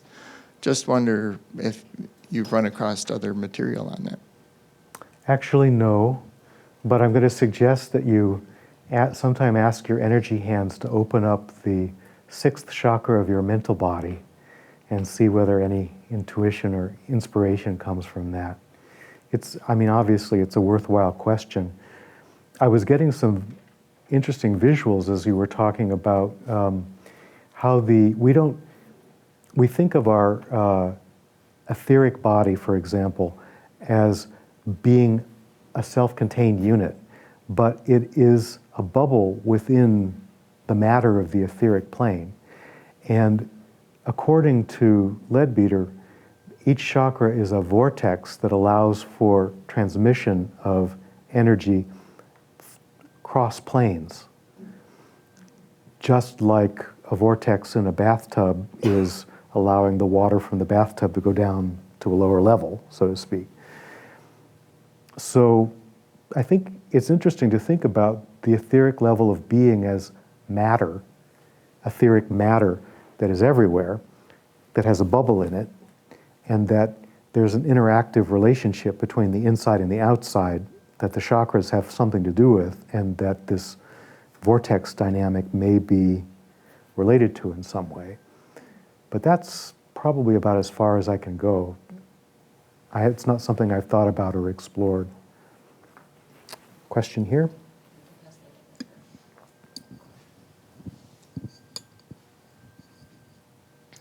I had this experience and I wasn't sure what to make of it, but it was almost when we first started looking at all the chakras, it was like if I looked at one, I could see through to another one. And I thought, could you see chakras in back of the chakra you're looking at?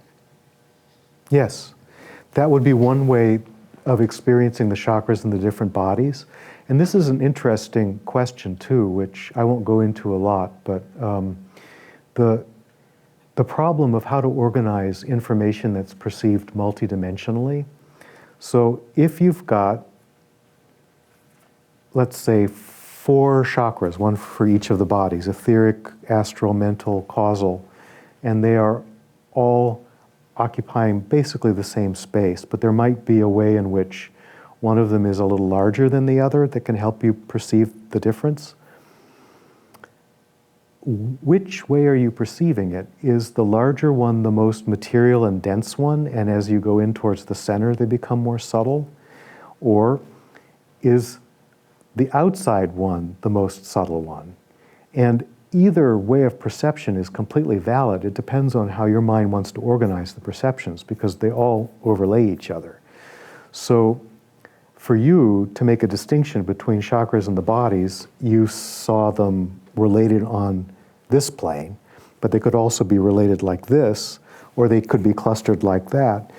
It really depends, I think, on what makes sense to you as a way of analyzing them. Also, I got the sense from your description that you might, your awareness might be stepping outside of yourself.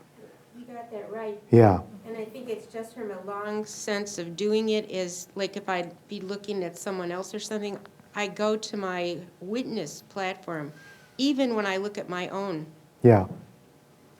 Okay, so stepping outside of yourself to look at the chakras, that's also perfectly valid. What that means is that you're stepping into a higher body. And in my classes, I teach a technique where we strip off the body so that we're in the Buddhic body, so the Buddhic body can then work on the chakra systems of the other bodies. And it sounds like you're working along those lines yourself.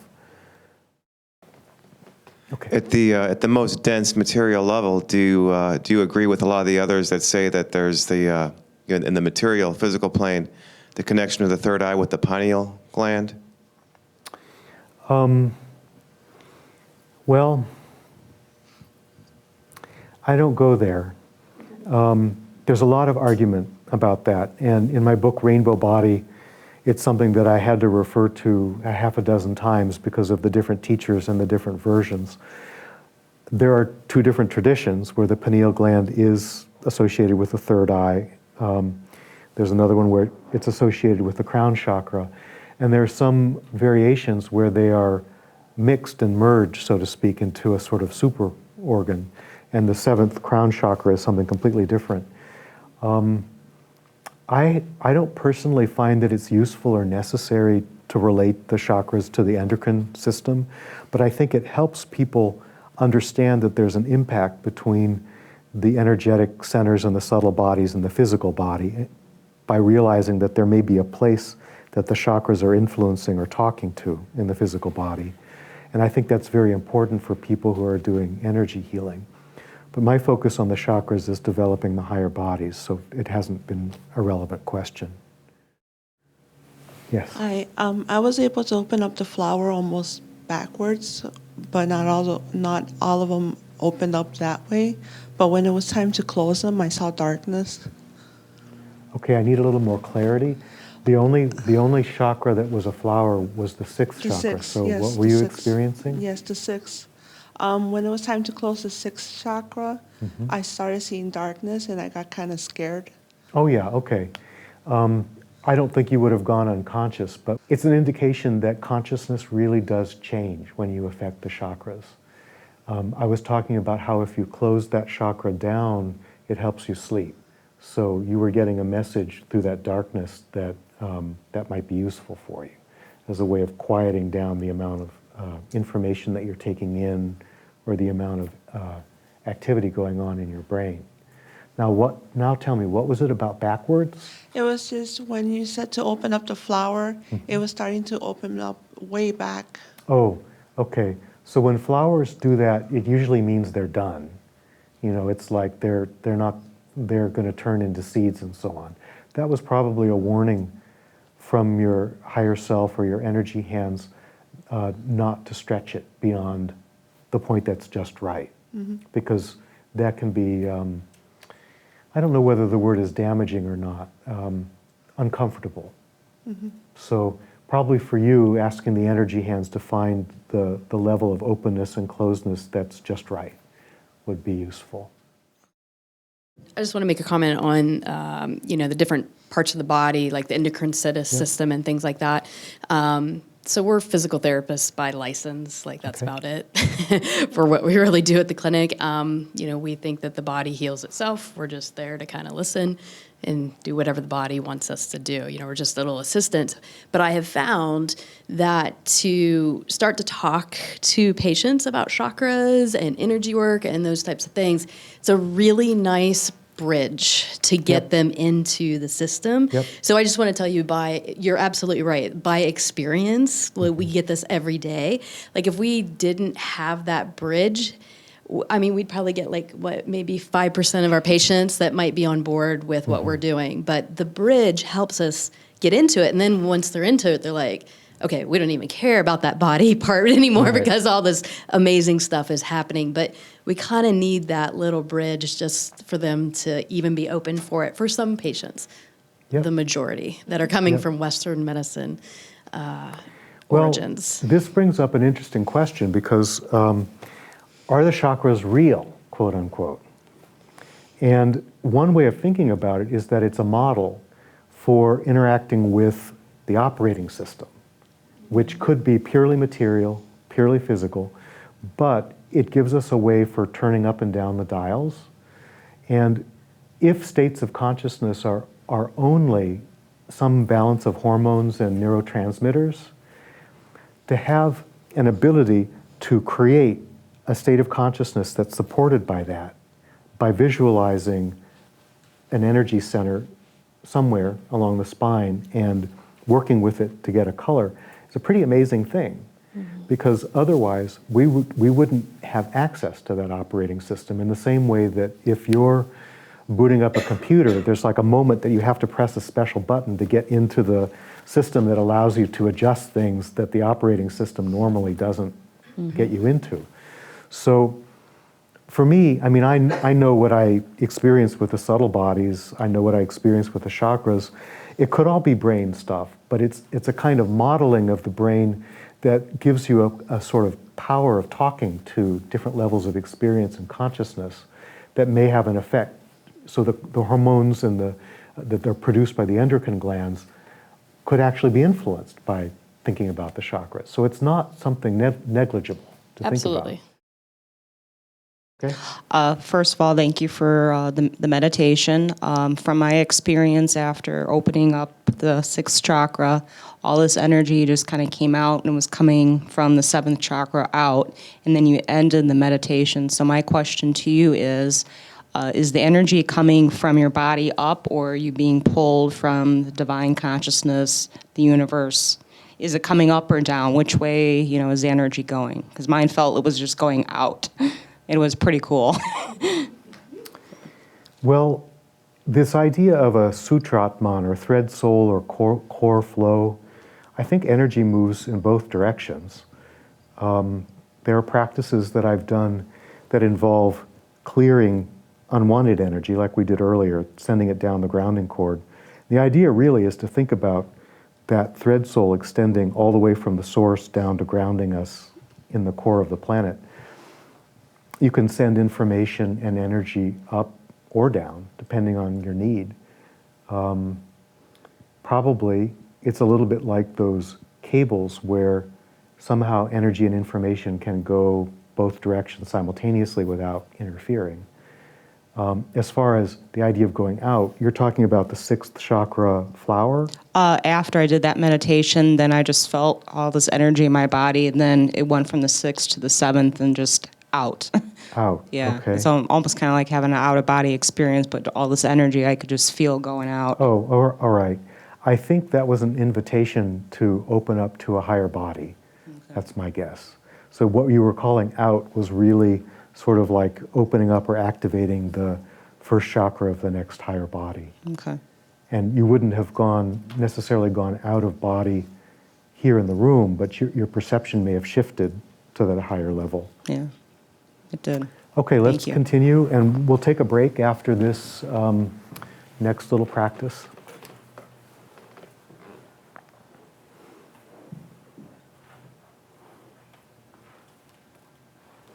So once again, have your eyes closed and your attention focused inward.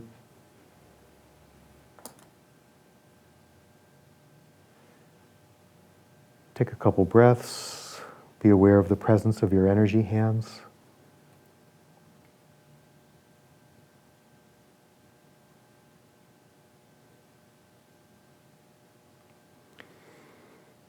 And then when you're ready, ask the energy hands to focus your attention on the seventh chakra, the crown chakra, that one that has to do with higher consciousness.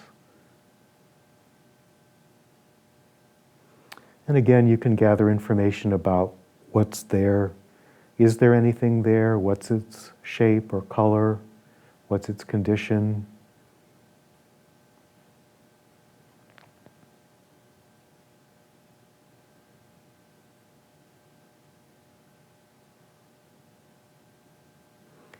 And when you're ready, ask that the energy hands reshape whatever is there into a burner, like you might find on a gas stove.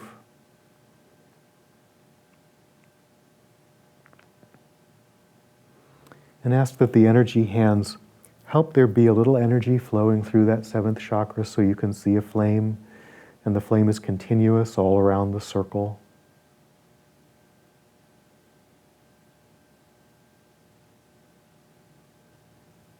And just notice the color of the flame as it's currently manifesting itself. If it's yellow, just let it be. It'll clarify itself in a little bit. Good colors are blue, violet, purple, rose,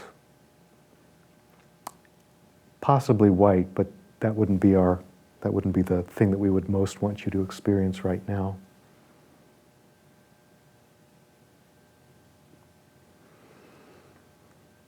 And then ask the energy hands to find a way to turn up this flame.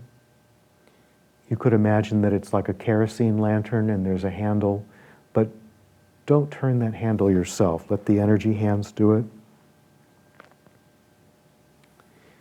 We want to have 3 experiences: as open as you can, as closed as you can, and just right. And notice with each of these settings how it changes your experience. First, as open as possible.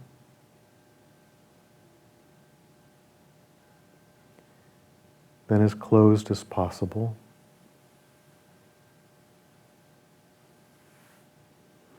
And then just right.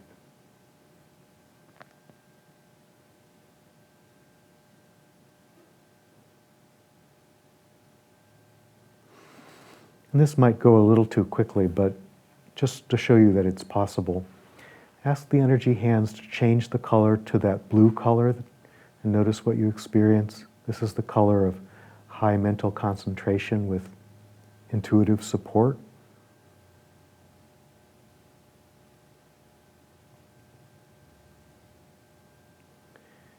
And then have them change it to a rose color. That's the color of unity consciousness.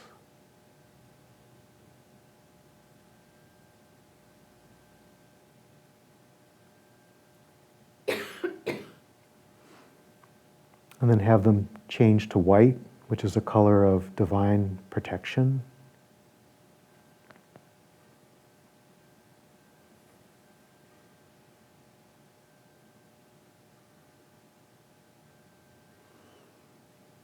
And then have them change to violet, which is the color of being open to higher intuitive guidance, which is the most recommended color.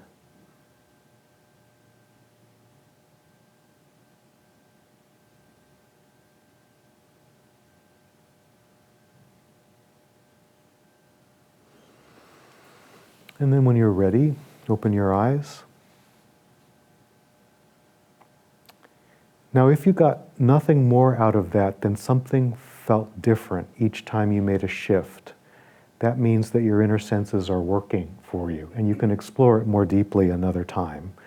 I recognize that, again, we're moving more quickly than maybe everybody can follow, but I wanted to just give you a repertoire of things to experiment with. So does anybody have anything they want to ask about or share with respect to this chakra? So when I was experiencing the other chakras, I was also experiencing this violet purple color, and I often have that experience when or sometimes when I close my eyes. And of course, when I was doing the seventh one, that wasn't as evident. I was visualizing more the burner visualization. Okay, so I think from conversations that I've had with you before, that your spiritual practice involves kind of transcendence of illusion. Does that make sense? I mean, there are many ways to describe it. Is it the Advaita? Yeah, okay. non-duality. Non-duality. So I mentioned at the very beginning of the talk that the seventh chakra corresponds to disentangling yourself from illusion, transcending the perceptual biases of a particular body or plane. So my interpretation of your experience is that that has become such a strong, solid intention for you in terms of your spiritual practice that just about everything that you undergo inwardly and outwardly is used as fuel, so to speak, for this process of disentangling yourself. And so that chakra will always be there because you're in a sense viewing your life from that perspective. There's a teaching in Leadbeater called the Star of Consciousness. It's only mentioned a couple of times, and one of the places is in the Masters and the Path. And his idea is that the Star of Consciousness is in one of your chakras, and that it stays there, and it's the way that you view your life. For most people, it's in the fourth chakra or the sixth chakra, but it could conceivably be in any of them, including the seventh. So it's possible that you've moved your star of consciousness to the seventh, and that's, a part of your spiritual practice. In my classes, we use the energy hands to move the star of consciousness to different chakras, and the degree of change in the state of consciousness that you're in can be really quite radical. I wouldn't advise making that experiment for the lower chakras because it's so radical, because we're so unused to processing things at that level, that it can be really disorienting. But the energy hands, especially the higher energy hands, can show you which chakra your star of consciousness is in. And if there's a desire to experiment with moving it, they can move it. But always move it back to the place that's most comfortable and stay 4, 5, 6, or 7. When it's in 6, everything tends to be perceived intellectually. And when it's in 4, everything is perceived as a matter of relationship and love. 5 doesn't get a lot of attention, but everything at that level would be perceived as an aspect of expression or creativity. And the 7th is disentangling yourself. So that's funny that you say that. I don't know if that's what happened, but when I got the burner, I had a little baby burner sprout out. And then I just couldn't, I thought, well, that's silly. You know how you always have that, I'm just imagining things, which that's what it is anyway. I mean, it's all our imagination. But I couldn't kind of get it to go away. Yay. Wasn't supposed to go away. It wasn't supposed to go away. No, like I said at the beginning, when you start to see things that you don't expect, that means that you're really getting inner sense perspective or perceptions. So remember, the chakra system operates in every energy body. If you see a 7th chakra burner within one, you're perceiving that chakra in 2 energy bodies simultaneously. Now, I don't know exactly how that might be relevant for you, and I'm not sure which 2 bodies they would be, but it means that you have the ability to perceive chakras multidimensionally, which is something you could explore. So, again, there's not a lot that I can cover other than to show you and point you in some directions that you can explore on your own. Could you just go over again what if your star of consciousness is, what it means if it's in the 4th, Sure. 5th, or 6th? So, Leadbeater's description of the star of consciousness is that it is an expression of your monad, and the higher energy hands are also an expression of your monad. But it's where your monad has placed itself in terms of organizing your perceptions of your experience. So sometimes we do it by habit, sometimes it's chosen for us. Sometimes when we experience radical shifts in consciousness, it's because we've moved into a different body, but it can also be that the star of consciousness has shifted. So, I have friends, if their star of consciousness is in their 6th chakra, I don't want to be around them. I mean, because everything is coming from this head, mental, analysis, intellectual place. That serves a purpose, but if I want to do playtime, that's not a fun place to do playtime, However, I have one friend who can be either there or in have the star of consciousness in the 4th chakra, and he apologizes to people sometimes by saying, "Oh my God, I don't know who that was," when he goes from the 6th to the 4th, because, there's just all of this ambivalence and all these stories, and then when he's in the 4th, it's just, very open and compassionate. So it's a very interesting thing to experiment with. But anyway, the 4th is love and compassion, empathy. The 5th is communication, expression, creativity. I imagine that would be an interesting place for creative artists and performers to experiment with, and certainly public speakers. In fact, I think I had a student who needed to overcome some shyness about public speaking, and putting the star of consciousness in the 5th chakra really helped. Suddenly stuff got very fluent that had been kind of blocked before. The 6th chakra is ideally analysis, synthesis, understanding, hopefully not obsessive ambivalence, but that happens too. And the 7th is transcendence, but especially, dissolving or disentangling yourself from whatever the perceptual biases are of the plane that you're operating on.